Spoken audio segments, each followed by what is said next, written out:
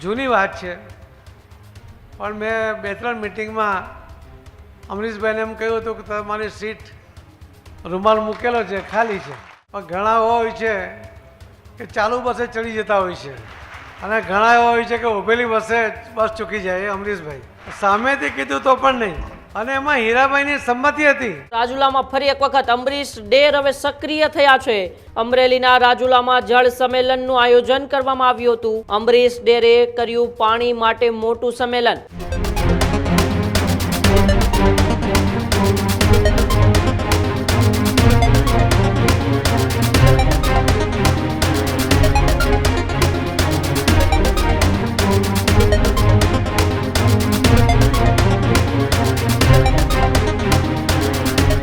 રાજુલામાં ફરી એક વખત અમરીશ ડેર હવે સક્રિય થયા છે.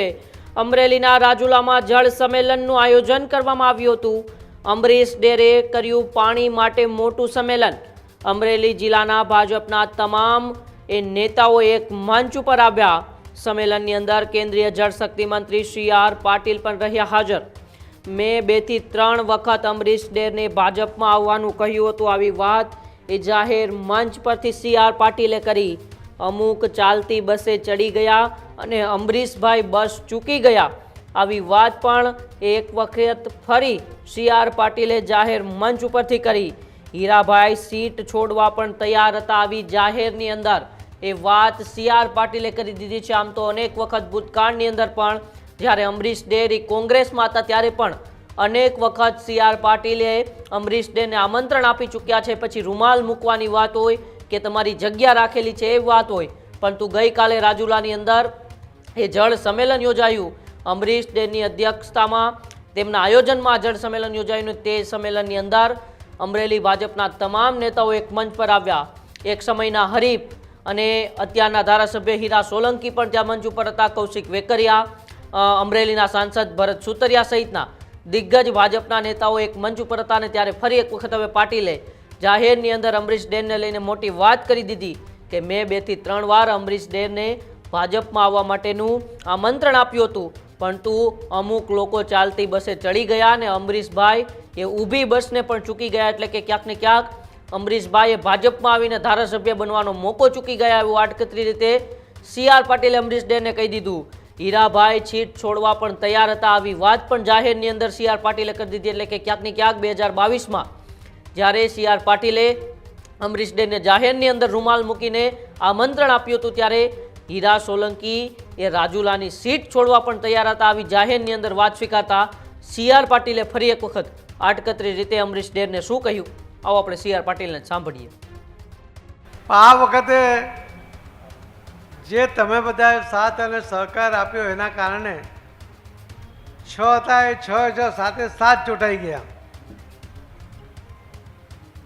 અને એ જે ચૂંટ્યા એ બીજા પાર્ટીના કોઈ ચૂંટાય તો એ ધારાસભ્ય બનતો હોય છે, પણ ભારતીય જનતા પાર્ટીનો ધારાસભ્ય ચૂંટાય તે કાર્યકર્તા બનીને કામ કરતો હોય છે.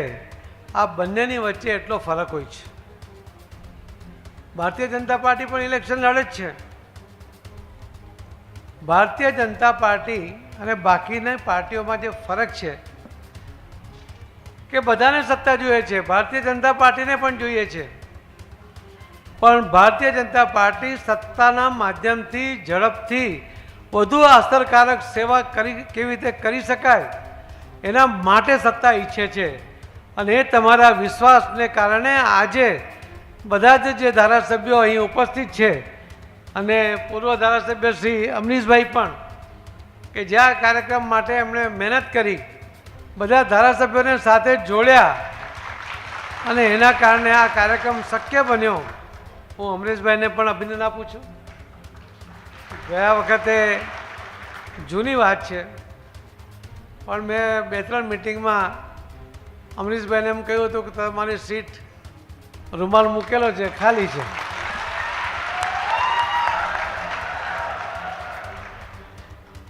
પણ ઘણા હોય છે કે ચાલુ બસે ચડી જતા હોય છે અને ઘણા એવા હોય છે કે ઊભેલી બસે બસ ચૂકી જાય. અમરીશભાઈ સામેથી કીધું તો પણ નહીં, અને એમાં હીરાભાઈની સંમતિ હતી. એ પણ તમને કહું કે એમણે ખેલદિલીથી 2 સીટ અમે ગોઠવી હતી કે એમણે કહ્યું કે હા એમને લઈ આવો, અમે એમની સાથે રહીને લડીશું. એમને પણ બીજી સીટ નક્કી કરી હતી અને એ રીતે એડજસ્ટ કરવા માટે પણ એ તૈયાર હતા. એમણે પણ ખૂબ મોટું મન રાખ્યું હતું. હવે તો સાથે મળીને હમણાં જે કામ કરી છે જળ સંચયનું, અને એમણે દરેક અમરીશભાઈએ દિલીપભાઈની સાથે મળીને દરેકને સાથે જોડ્યા, એ ખૂબ આનંદનો વિષય છે. સંગઠન વગર આવા કામો શક્ય બનતા નથી.